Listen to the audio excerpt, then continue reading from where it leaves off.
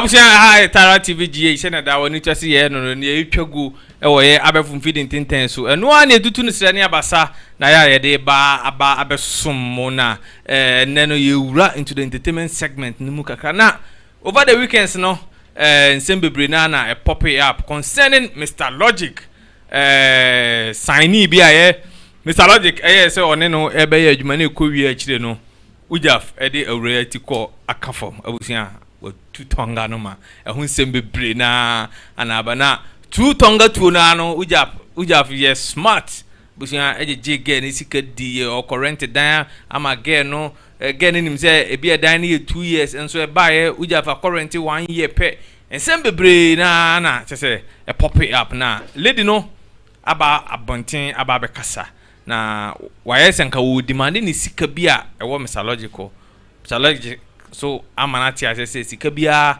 eni no na emum no se girl no ye mistake na oba back to Ghana ono Mr. Logic no obekunu obeyi ne nkwa afiri ho abusia me mekasa ema awura no yenko na yenko tie awura nanum asem. One thing that I did not mention is throughout this whole thing Mr. Logic has been threatening my life. Don't step to Ghana. I'll fucking murder you. You're serious right now? I'm telling you the truth. Yes, it's gonna get very bloody for you. Good, because I'm recording this too. You better. I'm recording this conversation. Record it. And it will be sent to the police. Like, he's threatened my life multiple times. I recorded the conversations of him threatening my life. I have screenshots of him threatening my life. He even told my mother that he's coming for my life. He told my mother he's coming for my life. He's even sent me emails where he's threatening my family's life. He's like, say, if I don't keep quiet and if I don't resolve this issue with him privately, that he will come after me and he will come after my family. He's like, when I think that everything is fine and quiet and normal, that's when he's gonna come after me and my family. Like, hello guys, what's up? It's Monique or Mo Spence. I just wanted to speak with you guys. I'm just trying to make a long story short. So I ended up getting discovered by a company which is called Red Panther Music. And the person who runs that company is Mr. Logic, a.k.a. Christopher Nelson, a.k.a. Emmanuel Barnes. So, gosh, I don't even know where to start with this whole thing. It's crazy. Okay, so basically, we were living in Koforidua, and in order for the music career to go well, we had to move to Accra, because obviously Accra is where all the action is. So I moved to Accra, and Mr. Logic was dealing with pretty much the landlord who we were moving into the new house for, right? So he was dealing with the landlord. And one of the reasons why is because we were having a little bit of issues with immigration. Like, we were going back and forth with immigration, and Mr. Logic was helping us to be able to stay in the country so that I would be able to do the music. The plan was for us to get a work permit. So Mr. Logic convinced us that we needed to get a 3-year work permit, and then after that we could apply for citizenship. So we agreed, and we paid a lot of money to get it done, to be under his company as his employees. Like I said, we went to that new house in Accra. Basically, in Accra or in anywhere in Ghana, what they do is they want you to pay for the year up front, right? They don't do like monthly rent. So we had to pay for a whole year up front. So we did that, right? We paid for 1 year, and then the 1 year went up, and now we're going into the 2nd year, so we paid for the 2nd year. What we did not know was that man, Mr. Logic, he was paying himself instead of paying the landlord the money. And the thing is, I found out later on that the landlord was complaining a lot and was very upset, but Mr. Logic would always stop the landlord from coming to the house. He did not want us to have any interaction with the landlord whatsoever.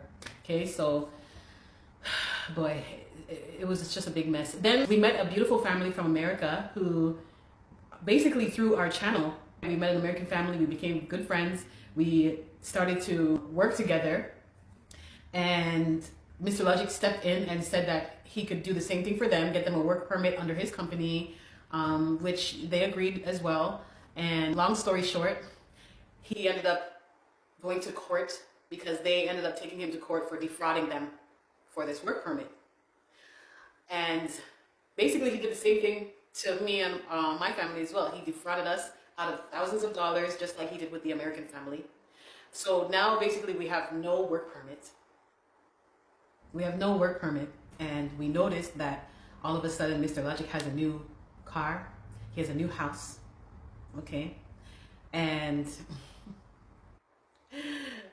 he's all of a sudden he's living this lavish life. Okay, so now as time goes by, you know, we're starting the music. So, you know, I'm getting into the studio, I'm recording. I ended up recording an EP, and we shot a music video for one of the songs on the EP. We shot a few music videos, but only one came out. And I was, you know, I've been on TV, I'm on radio, and things are going well, right? Things are going well. So I'm like, okay, this is great. So we're starting to build this trust for Mr. Logic. And that is where we went totally wrong. That's where we went wrong. So we built this trust for him, and then we just kept sending him money. Okay, if you get signed, usually when you get signed, the label is the one that takes care of all the finances and expenses. But with his company, he was, I guess it was more like a management company. So any kind of services that I needed, basically like a music video, radio promo, anything, I had to be the one to pay for it. It was not coming out of the label's pockets at all. It was coming out of our pockets. So, you know, things were going well for a while, and then all of a sudden things started slowing down. And I'm like, hey, okay, so when are we going to start shooting the music video for these other songs? Because I already paid for them, and they were not cheap. And I just keep seeing his life go up, going up, going up. You know, he's living a lavish life. And I'm sitting there, and I'm stuck, and my career is going nowhere. It just all of a sudden just stopped. Like, if you see the progression, you'll see, oh, Mo is doing great. And then all of a sudden, it's like, okay, where's Mo? What happened? Like, how come there's no new information, no updates about Mo? And it's because he kept taking the money and not doing the work. So it got to the point where, like, I was getting fed up, and I'm like, look, what's going on? Because I paid for all this money and nothing is getting done. And he's like, don't worry.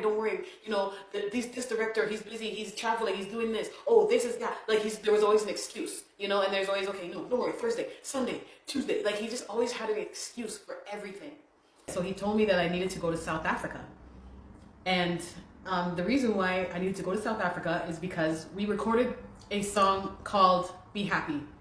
And I agreed to it because it has like a Amapiano vibe to it. It has a very South African sound to it. So I agreed that, you know, okay, I will go to South Africa, shoot a music video out there, do some TV promo, do some radio promo. That was on the itinerary. Like, that was what I was supposed to do when I go to South Africa. But before all of that happened, he gets sued by the American family. And they ended up going to court and everything for it. And Mr. Logic even went to jail for a few days. And he had to hand over his passport. Like, I guess because he was not supposed to travel, right? Because he's going to court for frauding people. You're defrauding people, you can't leave the country. So after the whole court thing was settled, they had issued another court date. So I think the other court date was supposed to be in August or September, something like that. And this was May, right? This was like May, June. Okay. He went to court, faced his charges and everything, and they told him what he needs to do. He needs to pay back the money before the next court date, which was in August or September. Then the American family had to leave at the end of June. They left, okay? They left. And then I had to leave to go to South Africa because it was already in the plan. Like, before the whole court stuff happened, the plan was for me to go to South Africa. So as soon as I get to South Africa, I had to go on my own because obviously this whole court thing happened and he's not able to leave. He's not able to leave the country. Auzia, asawno agita, ujaf. Hi, Messi, ekru ya timu no. Ubia didi na adwen. Ubia didi na nemu no. Ubi de ba. Mr. Logic. Aya susuka. Si ubi de ba. Logic e aya susuka. Nenne wo de ana dam papa nso no. A wo no wo mpese ye be kan. Gane si wo jinisika. Na me se me ne girl na anka wo say o involve Canadian High Commission no. Na omutumi jinisika ma no. with interest because nya we any die abono abranisum awege yeguso adi ni musika nyina ko kamenti ase wo besan akuno abusia asem no awiei ebepie nana Romeo table so ana wa woni che nana Romeo ofre Mr Logic na ode tu nanim se onua nyenenam framamuni o na ya wo akoye minua akoye boys die mintumi tenaso ana mintumi and deliver judgment on it just like that abra mintie wo wano asem inti no mesra ne wumbia no ka kire me na asem wan wo mu ne se awusia Logic na bi na no tun se Charlie boys girl no ma wen no yenko na yengutie na Romeo ne Mr Logic nkomo no especially no bia fa ne kwane en se me tiwa me lawyer send linka me ko hwe ya na ke MBC na ekoso okay oka se odo oka odo a aseche ne sen awuraba no na one no atwempna na bibi odo wo muntam ase na were you dating her meka se asemba the only way ya obetimi na eden atite won ne se obi kano pre media sa asemba no pre die se to komi bia mi nipi se ne be ya otina bi no obi fiti masama mutimi akubia ma me okay mi ntwantro na ekiri no bibi ko pim na media obeka se o baby na me mpesi mi ka baby okay ko e ba okay na de ni no ye juma okay e na face na ono so me ni ono de me ni ntem na ki se na ye wo ni odon sem so okay na bibi sa go home even though I mean say enye professional me ka say me advise all my fellow label owners and artist managers say the only artist oba ye juma but modia na me man kwan e ma no ye de hands to we flange jew emfa won course na tibia no because e dey asempa na be brew the time oba na ka say bia mitimi ko ne sa bi mu na akoye emotional issue okay nti yes na bibi sa akoso okay enti ohwa edie ben pa na sia said ya woka say 6 months ago and on nya ntawantawa na no kra na enye Ghana na ya manone said ya wo amanone na oba no so amanone no monya mu differences wo hodada nti 6 months ago and mu have mu banta no obi beka said die ben na sia afe and again na ba bontia be video a all cansem eto Mr Logic so edie na si me da se pa minua before get no be Ghana June na before we Ghana no na just say na ejuma bi wo fa che so ya wanye nto no ye say nka obi di kan akọ South Africa na ejuma no yakọto aso because na just say okoye wed obi ai say so okoto ewo manone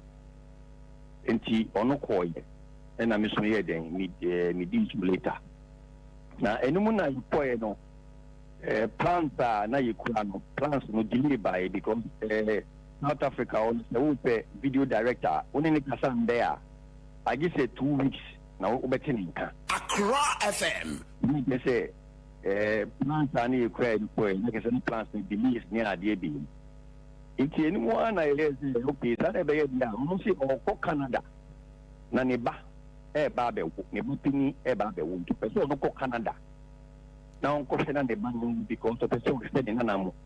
I'm a about to one. Like I said, I didn't have my problem with the Ghana. Nakaya say you see. And I need it because when also before also be no or you couldn't on in the bank man.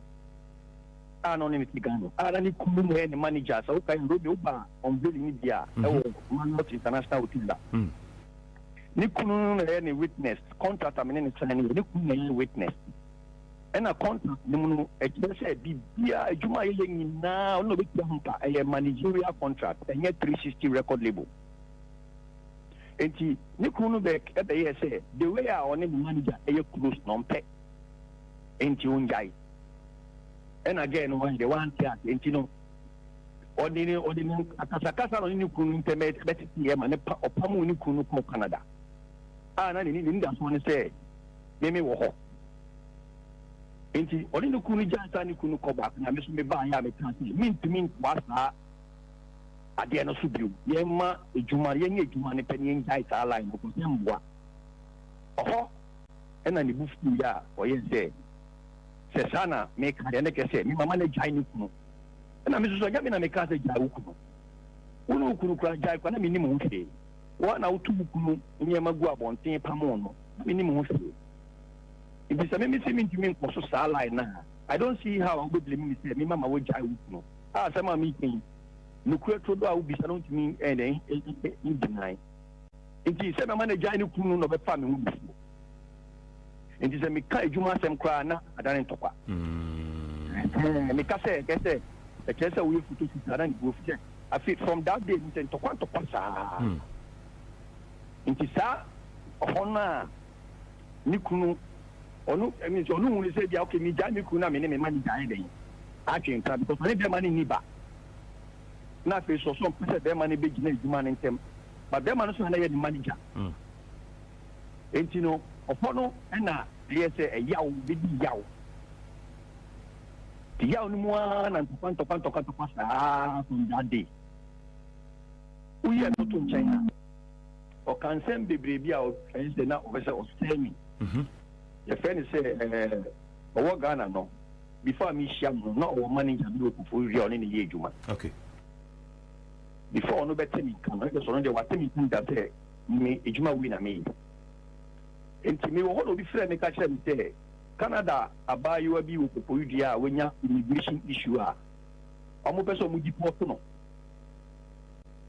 And to say me because of a musician. To madame for no friend me so, and then my main in the castle. And I'm a bishop.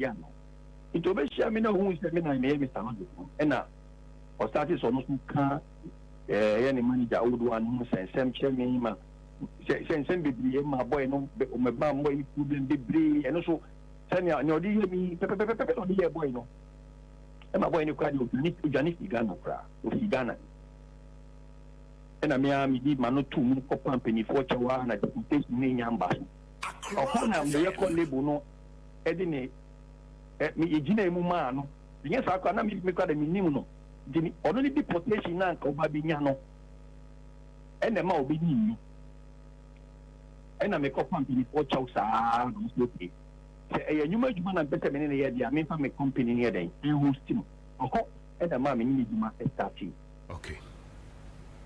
Who can to nchanya o sa so ka say we better mean taxi 7 back because which mean canning now cost of family. Yeah. And also rent as sending here. Before we go from Jack back no. Me na me man no site be no pay dying or dying. And na me to back. And na me am ku share if you run me chia ne car. Me chia ne car ji dan e wo me company team tenancy agreement me company team ne wo. Ansa na ono send it to because I no niska. And so now, because of deportation issue, no any money cannot problem. Those who say, for Tanako for you, why be obeying pony. Take us so Johnny Barker.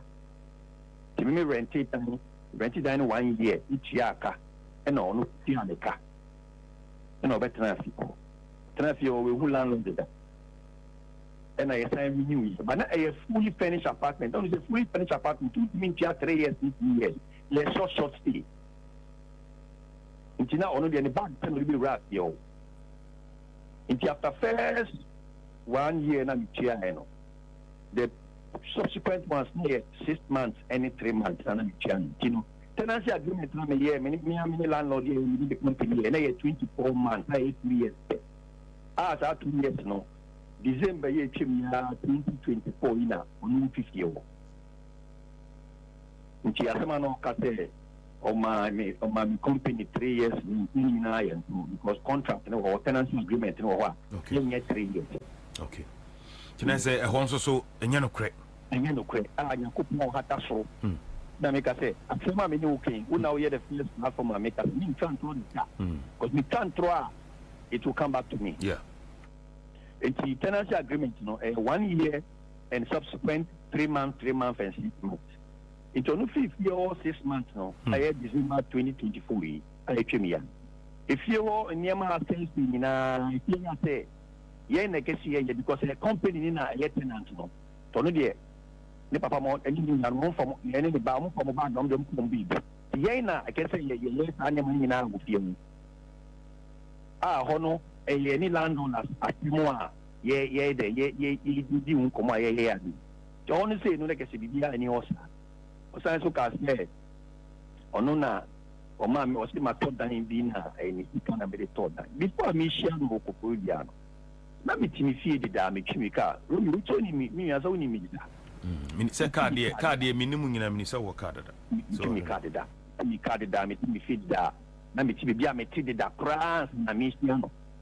And Timmy who be a whole free. We a new free war. In them be same who now can say.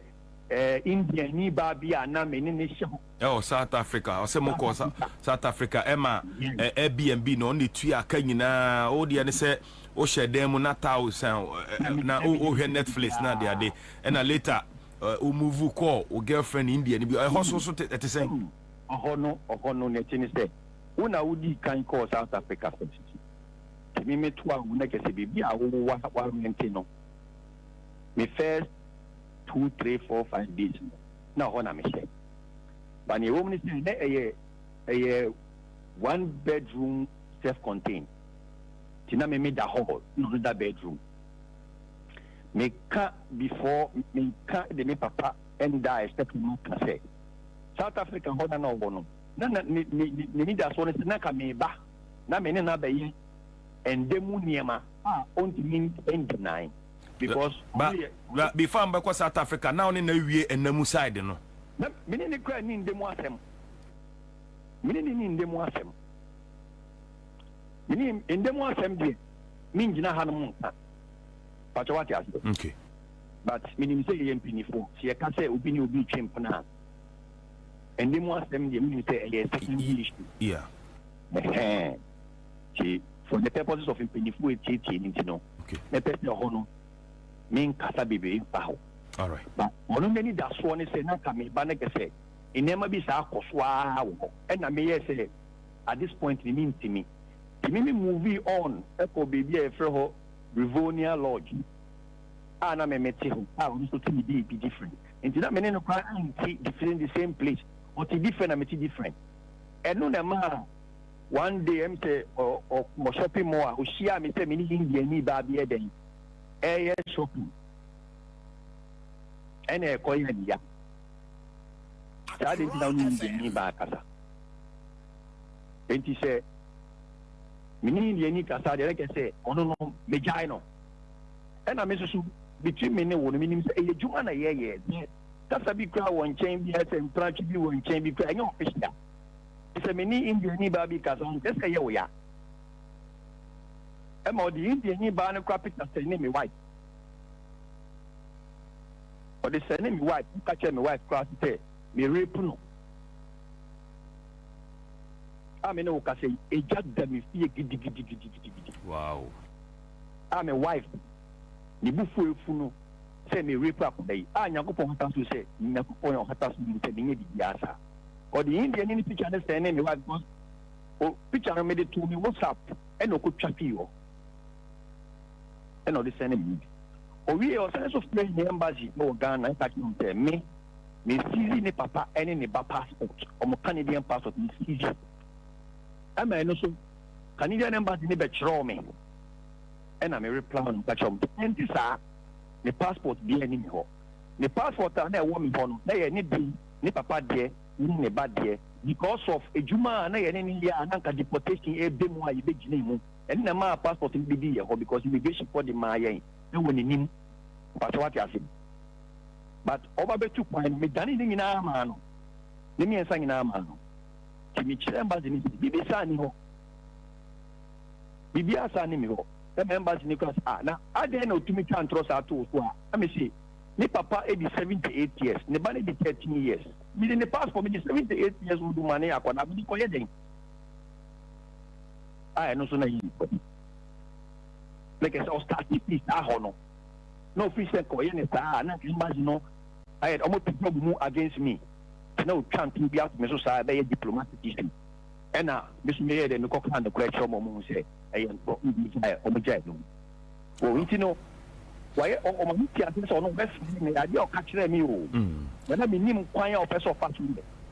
another allegation bi oye ya me pese o kan ho asem ye o say no fee say obeye adwuma no entie ne say mo na mbebo no ho ka aye bibia ba wi akire no onumum na odiska maw na odi aye adwuma e ho so no senate nyame nim no krani before ameni akoda bi adwuma no meni ne ye in a conversation na me kire mu kire no send am ye adwuma because of past experience ye adwuma we are most artist no mo bo kuledu we adwuma na mo di watem we adwuma no mo gu ni ma be ka kire say I no go say na artist mo boy no am na ni mani me jai say ni fa me kan artist mo jai it be bia be bia no be tia nti the man signing a managerial contract copy over or copy and small copy Marriott International Hotel official contract no ma ono no be tia the BI or person your company ye mano the BI including name service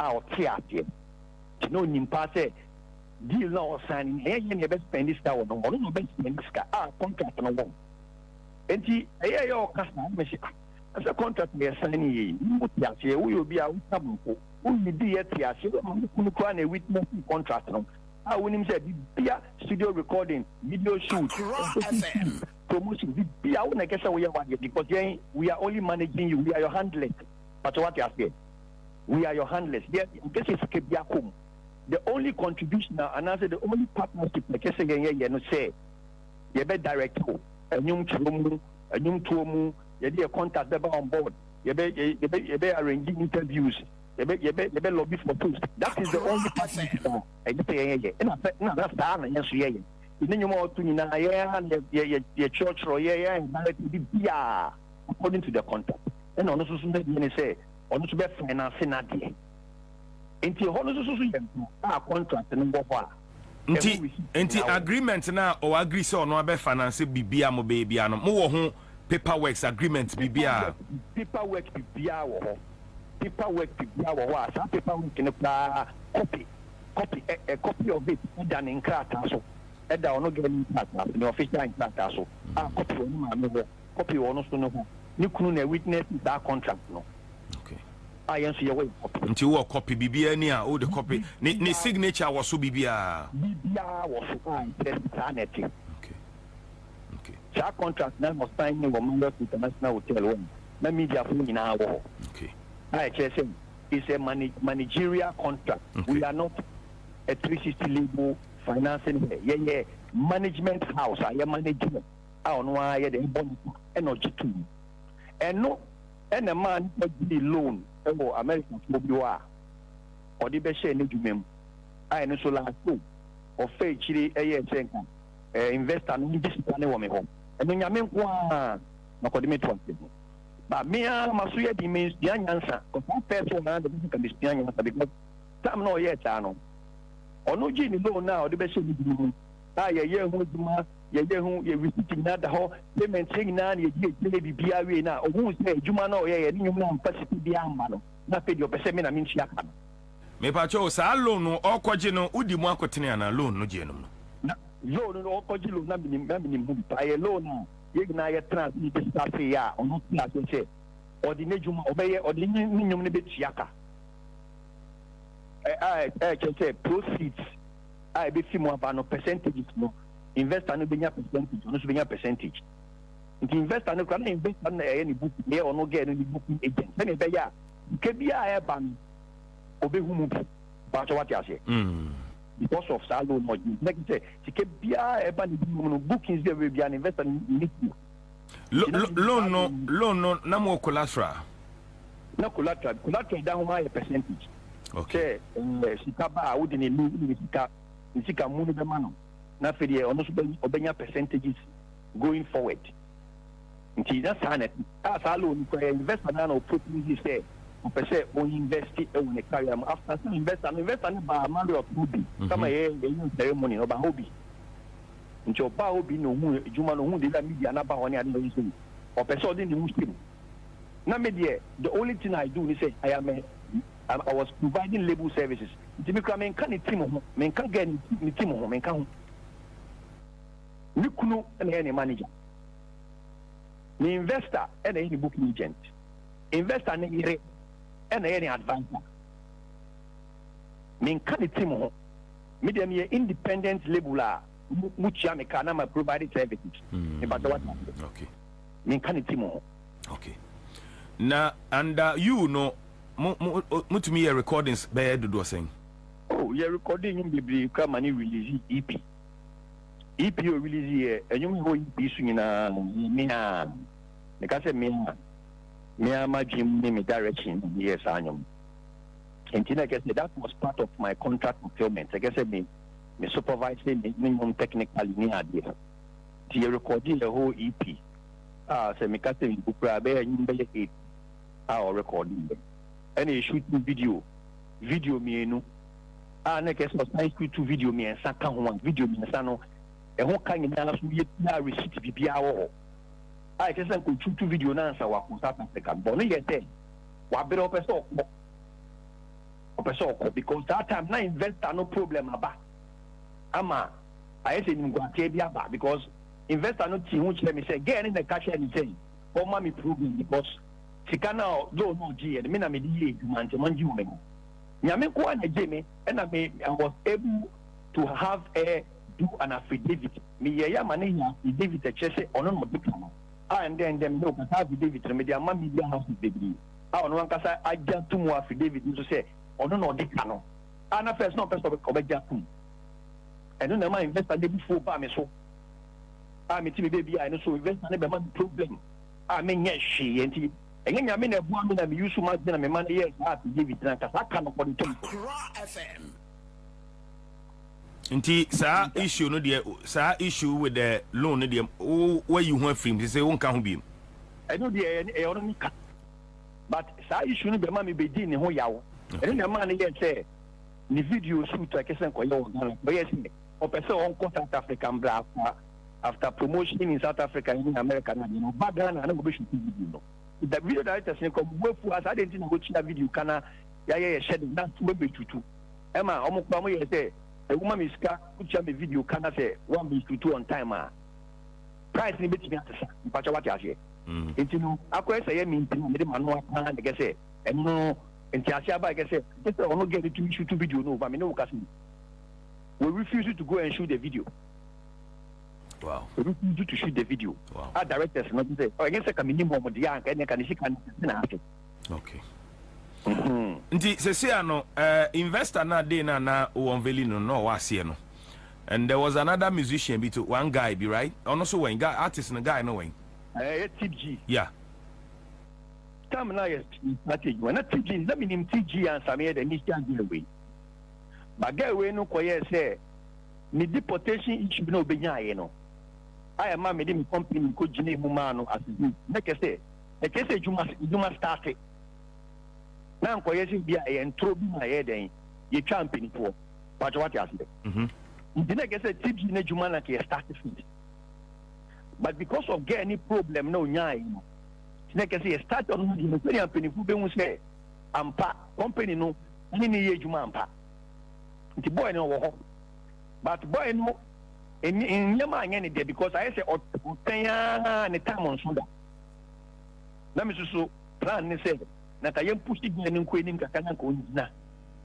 ojina ala ka yepita boy no so fati what you say Matias yo na boy no no say me say na abute no ntimi nya abute ka ba me no ye kubwa nyame ya doma by all means ejuma na be kof but again the delay boy na because of like I say taking care of the girl first then be ya benifo be hu say okay your company be jini mu sure say omu ndipo no na juma be jini mu no juma ampa na be jini mu na say be jini mu take asika entro bi e okay na investor no so de na owo ho no investor no de ono de wotu kwan ko wotu okay but testia no investor no on do nim say get na de neka okay because na get na down media na onya madam again the investor na buy into me so me sure say because of get on the previous issues are on ko ko di antino me sure say be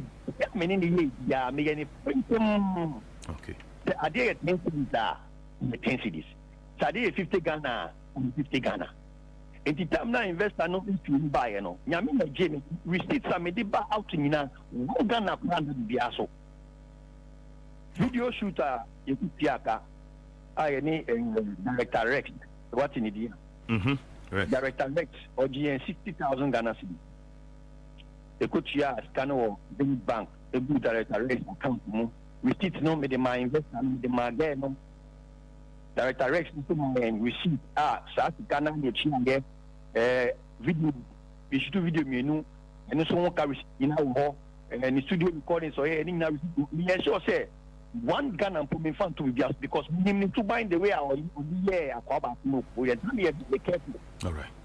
So the people who me sure say go we pay 5 weeks and me catch and say we wa ko bisa ne bo so we bisa ne bo anyom be ka no sa na me ne delay you should mo abon say there was no way I would meet myself may the price be to be so okay the PR that not we keep turning now. All right. And they say no omo follow issue no person who say what is next and I say issue no question. Oh say see adie person me catch Ghana ko nyina say nipa die mfumso e wo ye ho ena ebufu so de say ba wan hwa wo beta ne nka ena one other thing na me tua wo juma wi mu ni state uni obi ye juma you're very careful because we need patrim and I face we artist manager na oni oba ayi juma men no enya nkomo bia apart from juma na mo ye no nyesa ja wo beka say we no endi sa odonko mu dum no ode yaw betimi kure kumu ana say ayi de du mu no enum bi na menam no because sa odo intimate emotional nkomo abni ne ko di ye ne ma me so ebufu me ko kasa kan temo nka me di ebufu kan e nka me no me obi anka mentita enti metre Ghana for say Ghana for nyina no omo ati omo hu video ni bi ni ade me mpenifu awukrom me mpenifu bi a omo pema sempo bu mo Ghana minister ni ade a omo fefe me logic next time be careful when you be juma na why careful because nipa omo tumu pa the person catch omo nyina say romo ya me di mu omo fanche me bibi sana omo hu na enyo moda omo fanche because na enche se ban ayi bufu any ajeje I say someone provoke na the certain thing nipa ne sheda e den April na odi atom body na o provoke na wo so nim obi wo ho adwempa mo kasa on ba say o ka kire o say o record ana o free na it too late na what can say ma beka wi dada na it too late because me no oni me di nkomo at 30 minutes ade a me man record da me kai pa say game bi wo Canada no person ni ejuma gen me na me ni di na me yes so agency fee say na obetua a company no yes okay any ma me kwan me say na me say na me yes so on say ni sika ma makwada no Canada bra me catch makwada is on this key e wo Canada ma me pe e no ko free ni pa because na ni pa ko ni any rival any rival so na me nim che e obi amon pom ho asem o ko free ge you catch me say and again person ni ejuma on say no me ankoda na onu no she's already in the space to get in your care.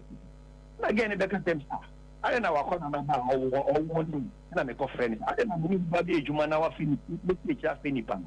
Asaba me ne wotu. E ho chat me na wo a me dey send o. Pen or starting no dim not bet me ni ade. Ba me so madua ko say can record no. Me dey adwin pan e friend no. O di dim atem threatening seriously say oh, in some media make na be ni na approve no. Start some no na ma me ko friend no. Friend says after that incident no. And ebe ma pay the attention e be high because I for back for the so big man. And no follow up call no yeah. Or said that they said recording or they provoke me. Like I said, planning here. Into after that, oba no better ni be ejuma na sem no. It was 3 days after no friend. And no na why they na come me minimum no.